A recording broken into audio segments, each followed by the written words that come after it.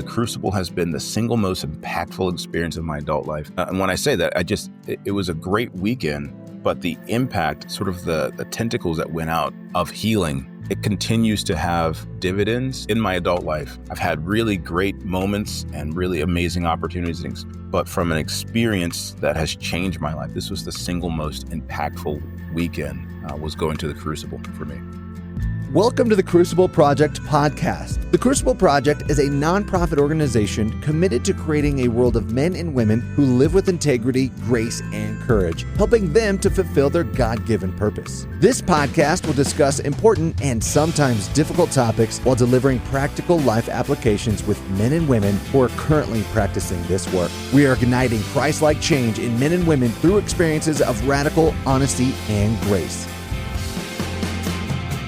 Hey, welcome back to the Crucible Project Podcast. My name is Joy Dunning. I am your host for today. I am very excited to be sitting down today with Dr. Paul Spradley. He is an executive leader, an educator. He's a faith leader. He's involved in restorative justice. There's a lot of things that Dr. Spradley does, and I can't wait for you to learn more about him and his Crucible story. So, Paul, why don't you go ahead and introduce yourself? Well, hey, thank you for having me, Joy. I love your energy already. This is going to be fantastic. I think you covered most of it in your introduction of who I am. And I guess outside of that, I enjoy long walks on the beach. And, That's awesome. So where are you located? So I'm in Pittsburgh, Pennsylvania. I was raised here, born in North Carolina. My family came up here for work, and I've been here. I tried to leave a couple times. Didn't quite work out that way. Ended up going to the city schools here. I'm a proud graduate of the Pittsburgh Public Schools. I tell people that because people will say, there's nothing good that can come from the city schools. I disagree fully because I'm a product of the Pittsburgh Public Schools. I think there's a lot that can be learned in every space if you're willing and open to it. I went to Robert Morris University for my undergraduate and master's degree, got my doctorate at the University of Pittsburgh, and have been mostly in higher education for my career. Worked at 3 different institutions, had a stint in corporate America for a bit as a chief diversity officer, and then also have my own business. Have my hands in a couple different spaces and stay busy with work and church and family. And so... You are a busy guy. And you currently work for a university as well. Is that correct? I do. I work for La Roche University, north of the city of Pittsburgh in McCandless. We were doing some amazing things. It's a Catholic institution. And one of the things that I love about working here is that we are incredibly mission driven. It's one of the things that I missed going into corporate America for a bit. And so I'm back at a place where a lot of the focus is on serving people and doing that well. And that's something that's very important to me. Yeah, that's evident from all of the work that you've done. And I'm curious, what shaped that conviction that you have around working with dignity, justice, like the care work that you do? So I think it's a 2-part question. So there's internal work that was happening. So growing up, I didn't have parents that really emphasized the fact that I'm a Black man, right? Like that wasn't part of the conversation, if that makes sense. So I knew I had to operate differently. I knew I had to navigate in different spaces, but a lot of my tendencies were people-pleasing tendencies. So I grew up just looking to please people in general. In my early 20s, I started to really process that I sounded different, right? Like people in high school say, you talk like a white guy. And I was like, I can't change my voice. It's the way I sound. Over time, I would process, and what that led me to was wondering who else is processing their own journey as a Black man, as a Black person in America. Who's processing that? What does that look like? What does it mean? What are the early experiences? So my master's thesis was around educators, white educators who were in urban spaces who were having an impact, because I was curious, what are some of the markers that help with development? We're in schools so often that you could have an educator that helps you develop, and you could have an educator that sort of maintains what the world is feeding you. Like my identity, I didn't have an identity, right? And so a lot of this was, I didn't know who I was. And so I started this internal search about who I was. And then I started to understand in my own search that other people might be navigating similar experiences, and that Black Americans are not a monolith, that there's not one style of Black American, that there's not one way that Black Americans talk, that there's not one way that Black Americans vote, that there's not one type of music that Black Americans listen to. So in that space, so that was the start of it, right? Was my curiosity. It led me to my master's thesis, and that thesis was talking with folks that were impactful. And, I coach folks now that are going into doctoral programs. And I say, the thing that you want to do, your dissertation's in your gut already. So it was in my gut. I just didn't know how to frame it. My first job out of college I was a TV news reporter. That was great. It was nice, but I didn't love it. And I quickly got into higher education. And in higher education, I found out that I loved the learning process. I started advocating for students at an early space, right? Students that were voiceless. There was this one young man named Peanut Butter. That was his nickname. Thanks for the clarification. His nickname was Peanut Butter. He was a football player from Georgia. He was up north and he was like, I'm not even on the third string. I don't know why I'm here. I'm just kind of floating through it. And I was like, man, I feel like we should be doing more for that student to make sure we're keeping him. So I wrote this proposal. It went up to the dean of students and then up to the president and came back down. And they said, sure, you can start this program where you're specifically focusing on our historically underrepresented students. So I started the Office of Multicultural Student Services at Robert Morris because of that interaction. I then left and started another Office of Multicultural Student Services at college in Michigan, came back to Pittsburgh, was in the city school systems as I was working on my doctorate degree. And I was seeing educators who wanted to help, but were doing things that didn't always feel helpful. And so that was really my dissertation topic, was how mentors care for adolescent Black males, with a heavy focus on the word care being a very practical piece. So this thing that came out as a culmination of this has sort of been in my gut throughout my own exploration process. It's been a guiding light for me when I'm going into corporate spaces, when I'm going into educational spaces. How do I advocate for people? Are we seeing equitable outcomes across the board? And if not, what can we do to address that? And how do we hold ourselves accountable as leaders within organizations or institutions to make sure that this is built into our mission, core values, our practices and behaviors? It's one thing to say that you care for people. It's another thing to do it. Yeah, I have goosebumps because I feel like you're singing my heart song and I cannot wait to keep unpacking this. I'm so excited for this conversation. Before we keep going into the work that you do for others, I want to take a moment and go back to talk about the work that you choose to do for yourself. When did you first attend your Crucible weekend and what was happening in life for you at that time? Yeah. So warning, everything you're going to hear is a former version of myself. And there's some unhealthy behaviors and attitudes and habits. So I was married at the time and was not being faithful in my marriage. And that had come up to my wife. She left, ended up calling our pastor. Our pastor and his wife, they came over. They tried to counsel us, but it was just a really bad spot that we were in. I ended up going. My pastor said, you're going to immediately sign up for the Crucible. And I was like, well, what is this? He was like, it's a thing. He was like, I've never been, but people that I've heard go through it have had life-changing experiences. So I went to the Crucible. I will say my marriage, I'm no longer married presently. So it wasn't a happily ever after ending. But what happened from 2016 was this process. I went in wanting to figure out what was it about me that kept these bad behaviors, that kept doing this.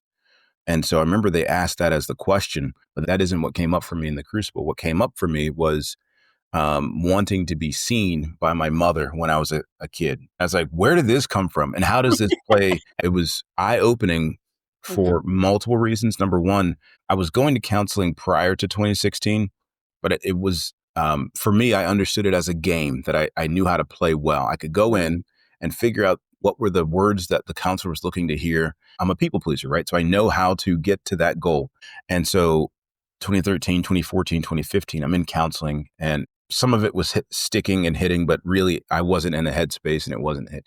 I went to the Crucible. I understood that I had this backstory that needed to be explored that came out of nowhere. And so we kind of dissected that process and it was just an incredible experience. And for the first time, I looked myself in the face, right? I'm a grown man at this point, having gone through life. I was just coasting through and they held a mirror up to my face and I'm sobbing. And I was like, yo, there's a me there that I'm neglecting, that I've not been thinking about in the right way. So I left the Crucible with language on how to talk about feelings, which is something that a lot of men still don't know how to do. So I find myself listening to men who are trying to put words together and then giving them some of the tools, that just language that I learned in the Crucible. But I've then also able to go to counseling and say, hey, let's focus here and then kind of build from that perspective, because I had this revelation And I've got these behaviors that I've got much more practice doing them than not. Yeah. Yeah.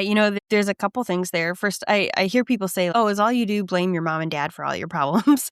um, at Crucible, we take a look at what messages did we take on as kids and how is that sometimes in very blatant ways and sometimes in very sneaky ways impacting the way that we show up as an adult. It's just the reality that sometimes it is mom and dad who are the people that cause that. Sometimes it's other people in our lives, teachers, mentors, friends, parents, who knows, a myriad of things. So it's funny that you say, like, I had to go deal with my mom. That happens, right? But it's not intentional. So the parents are doing their best that they can. My kids may end up in counseling because of something that I've done, right? I think part of it is figuring out how to just be present and aware. My parents didn't have the tools to be present and aware. So the thing that I needed, my early memory was I came home from kindergarten and I was crying because there was a girl that I liked in kindergarten and we couldn't play blocks together. We weren't playing with the blocks. And so my mom was washing dishes and I just needed her to turn around and look at me and like see me. And that didn't happen. And so through counseling, what I learned was that from that moment, I began pursuing people seeing me in bunches of different spaces for my entire life. She wasn't cognizant that she was doing something harmful. It wasn't like she was intentionally trying to harm me. I got some information that allowed me to go back and process. It also helped me understand her in the present. I got clarity is really the thing that the Crucible gave me. Which makes sense then, when you pull that thread farther, that what that little boy needed could be enough to lead a man towards seeking infidelity and seeking attention elsewhere. Again, it goes back to like your mom was doing something good. She was taking care of what needed to be taken care of at home. And the reality is just that nobody makes it through this life without having misses. I can try to love my kids perfectly, but each person gives and receives love in a different way.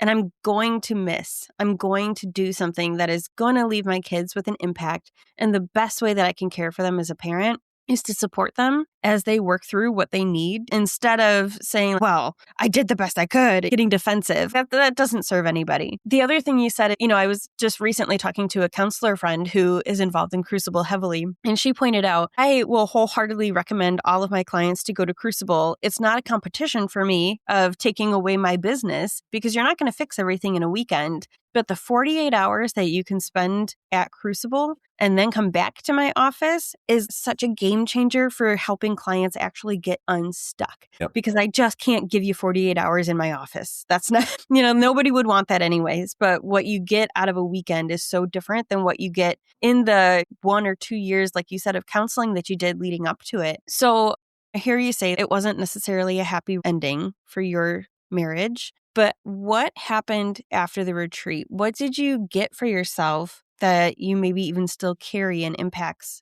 the way that you operate? So it started with myself being able to call out if I'm sad or angry or loving, like having language around my feelings. Mm-hmm. And even through the Crucible process, when someone might say, I'm a little bit angry, and they would say, are you a little bit? Or are you just angry? It's like, I'm angry. Being able to just move away the fluff and say, this is how I'm feeling was one of the biggest things for me.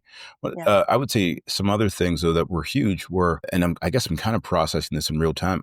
Friendships were not necessary for me because I was getting hits of dopamine from these interactions of people pleasing, right? And so I didn't realize how important it was to just have a group of other men that you could talk to, that could just listen, that had the language to listen, that knew that had the patience to it, that could understand the idea of a journey being ongoing and continuous and having ups and downs a part of it. And so I am deeply grateful that I have this group of men that we chat every week, multiple times a week, and we're multiple years strong in this group. It's a group of guys, 2 of which who've already been on this podcast. We talk, we share, we listen, we uplift, we comfort each other. I didn't realize how much that was necessary, but that Crucible process really unlocked some things in me around the need for that. And I began prioritizing those relationships and even looking for it locally here as well. Yeah. As a chronic people pleaser myself, I can say those relationships can be risky and scary, right?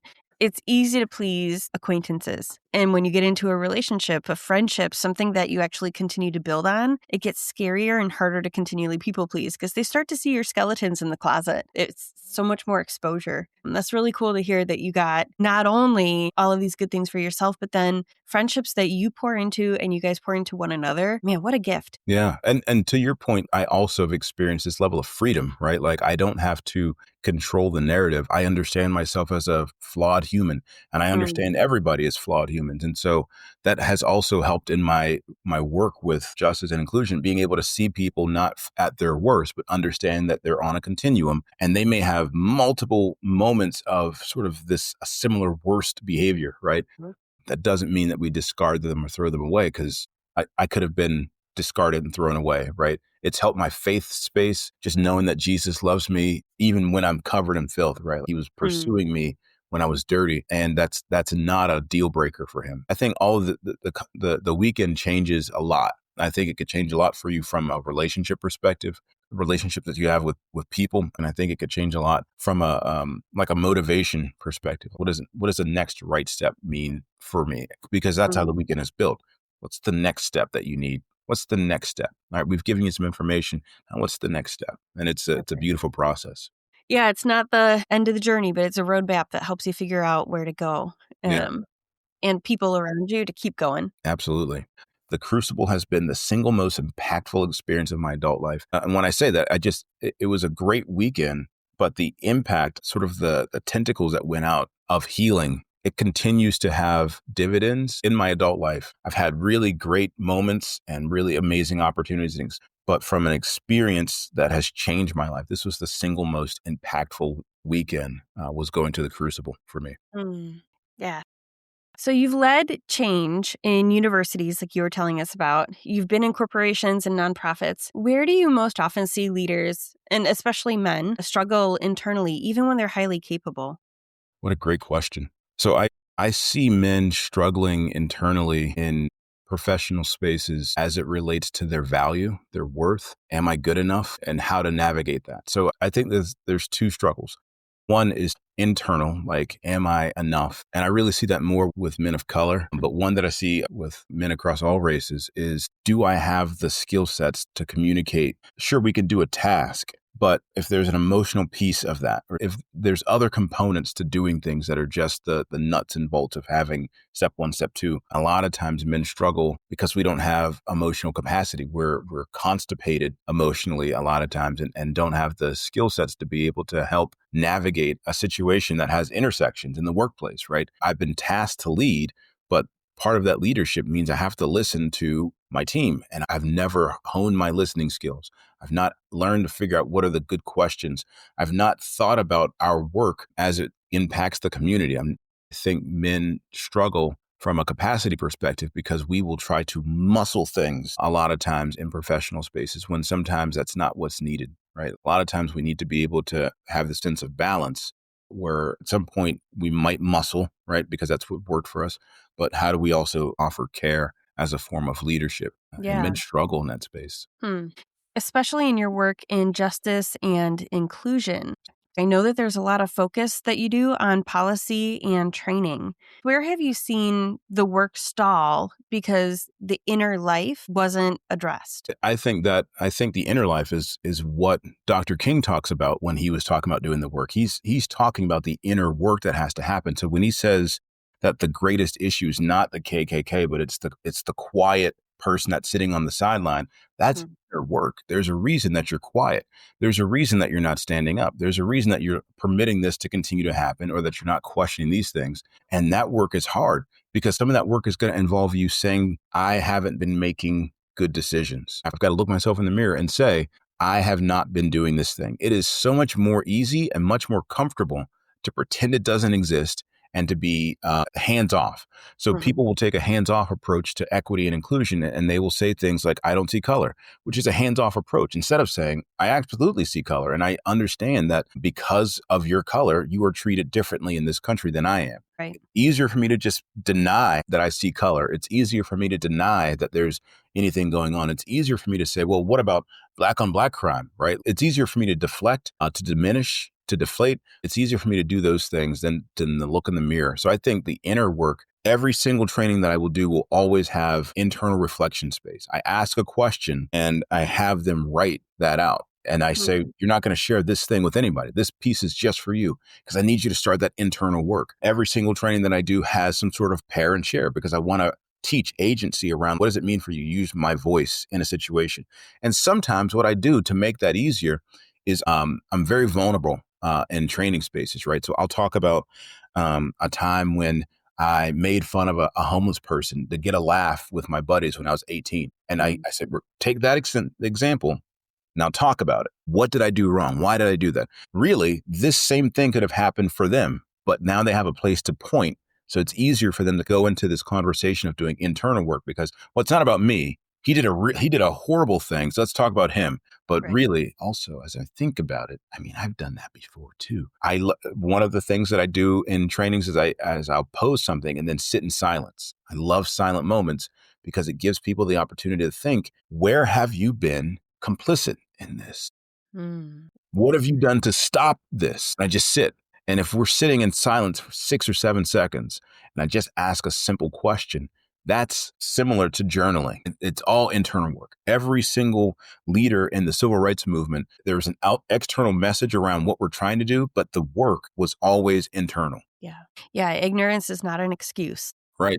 I'd love to hear your thoughts on what the last 5 years have looked like, because as we know, COVID started and then the George Floyd murder. Race relations in our country has become just so intense and escalated. How has your work shifted given all that has been happening, not just globally, but especially in the US? During 2020, there was a real, soapbox around we've got to do better. Some of my work has shifted to, I don't know if people want to do better yet. I think that they do eventually, but we're not honest as a country enough to want to do better yet. So how do we do this in a way that it's not them doing better? Practices and behaviors. How do I coalition build around an activity? For instance, at the university, we have these days where we're doing service. It's not just about the service. What we're doing is we're teaching behavior.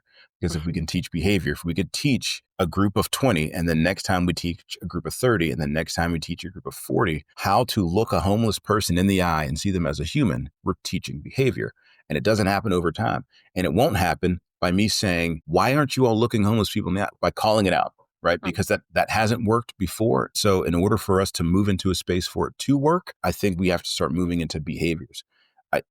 During COVID, I led a virtual training on how to teach anti-racism to your children. And one of the questions that came up was, well, aren't kids too young to be learning about race and things like that? And I was like, no, that's when they're learning about it. They're learning by what they see on TV at a young age. They're learning by what their parents talk about, who's acceptable and who's not acceptable. Are there very practical things that we can do in kindergarten to offset what some parents might be infusing from an unconscious hate perspective? The same way that my mom didn't actively try to hurt me by not turning around that day, there are some parents that are not actively trying to make their kids ambivalent to race issues, but because they're not intentionally disrupting something that's been a part of this country, then their kids get passed down what was passed down to them. And I'm saying, how do we have small disruptions in the space with people that are open to it? Yeah. I know that we can't bring everybody on board. We don't need everybody. We need a critical mass to shift things. We need 51% of people in this space to think a little bit differently and say, I may not agree with the fact that we've been doing this wrong for a long time, but I'm willing to do this service, to do this mentoring program in this urban area, to call our local state representatives and say, hey, what's happening from a tax perspective is not fair in this community versus this community. I'm willing to do that. There's something has to give in order for us to live in community. And a lot of that is internal work, but then also there's a vision for where we're trying to go corporately. Yeah. I mean, what I'm hearing is that if you're not actively working toward justice, then even if it's ignorantly, you are still actively working toward not having that because you're choosing to not participate. Yep. When I do a training, I'll ask folks, can you name 5 white anti-racists? And I mean, if you can't name one, if you can't name yourself, then that means that we've got an issue of complacency where we're just okay with how things are. And we're not saying we're willing to do something different. You have to give up something at times. And it doesn't have to be in that language of giving up or not having, which is what a lot of our white brothers and sisters will tell me, like, I don't want to be replaced. That's a genuine fear. And I appreciate you sharing because that's a very real thing. Yeah.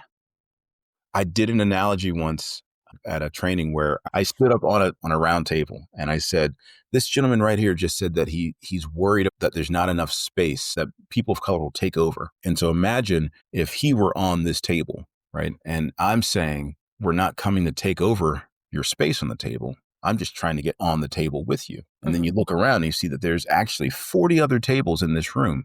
There's plenty of space if we all wanted to get up on this table for that to happen. There's a gatekeeping that's happening that is not necessarily realistic. Yeah. So if someone's listening and they feel like, man, I have been complacent and I don't want to be anymore, what are some resources to pursue to say, hey, I want to make a different choice and I want to be active in being a part of bringing healing to others? I know one of them, as we've talked about, is Crucible, right? You can't really bring a wholehearted version of yourself to others until you understand who you are and some of those inner workings. And so going on a retreat, getting into a group, being a part of what we do helps you gain clarity on yourself so you can show up more wholeheartedly. I often describe Crucible as like a training ground, similar to what you were talking about. You know, we do exercises and things that in the outside, in the real world, you're like, well, that's kind of goofy. We do it in Crucible because it's how we practice showing up clean and clear in our communication with other people. You gotta practice it somewhere. So we do it in a safe space in Crucible so that you can go out and be a change agent in your world around you in a more clean and wholehearted way. What other resources are out there that you would recommend? Yeah, so I would put it maybe into two buckets. The first bucket is disrupting your present narrative. Go to the Crucible. I think if you're involved in counseling, I think if you're willing to ask yourself a couple of questions like, how have I been complicit in certain things just by my inaction? Asking a few tough questions.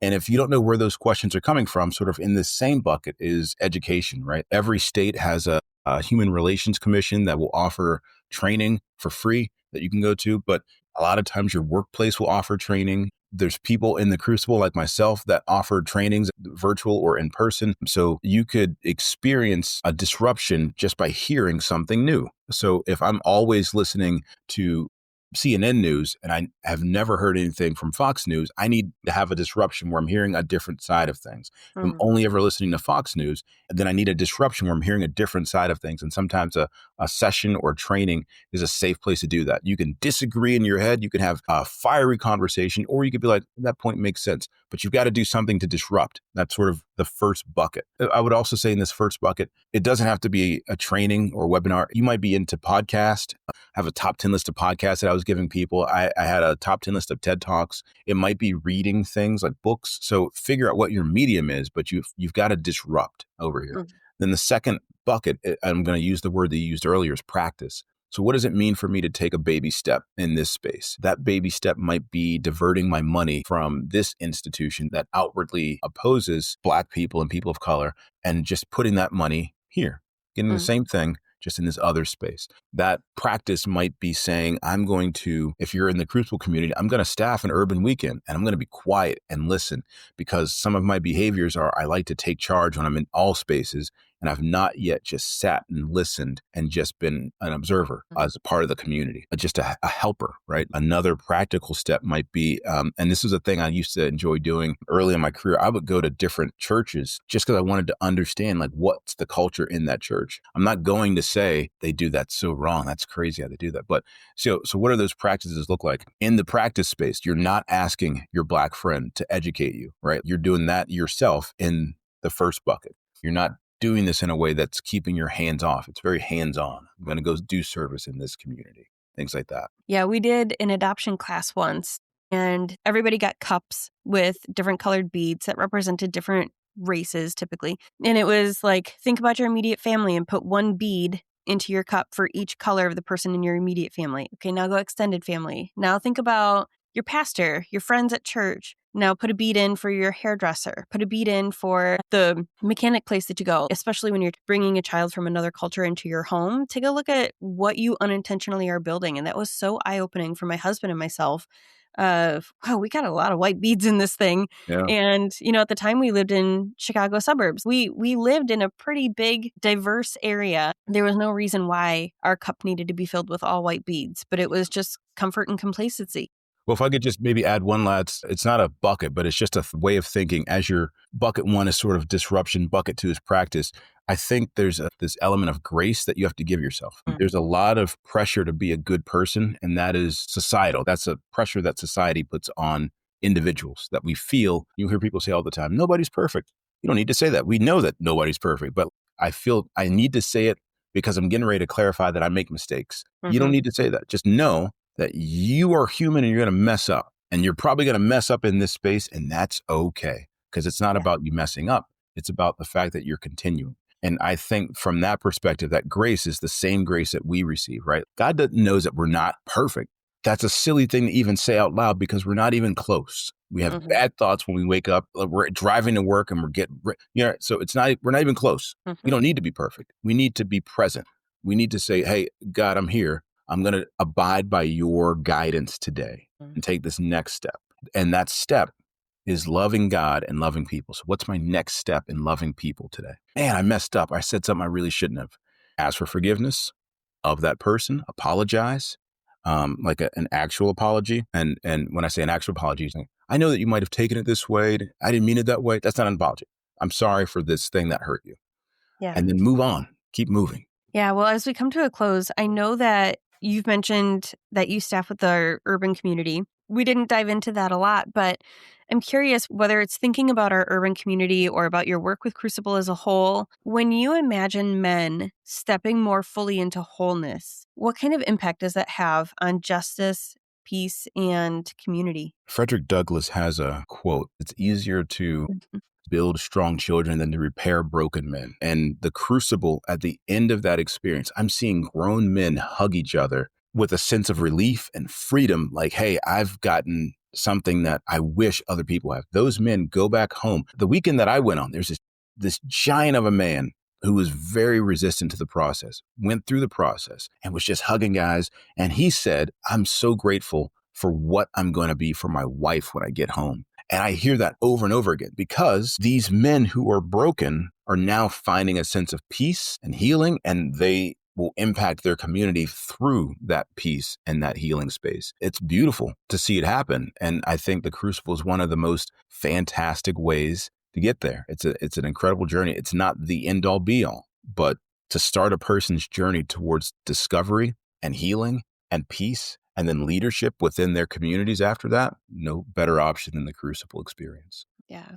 Well, I'm so grateful for your time today and for all of the work that you do. It is tireless work. It is often thankless work, but man, it is vital. Keep showing up for men as you've been doing and for the world, because we need you and we need others like you. So thank you for everything that you do, and we look forward to connecting again soon. Thank you, Joy. For more information about our weekends, please go to thecrucibleproject.org. Or if you're ready to get started on your transformational journey right now, you can connect with one of our Crucible certified coaches for a free 30-minute session at thecrucibleproject.org/coaching. That's thecrucibleproject.org/coaching. If you like what you heard, connect with us on Facebook, Instagram, and Twitter. Rate and review wherever you're listening, and don't forget to subscribe on your preferred podcast platform. Thank you for listening.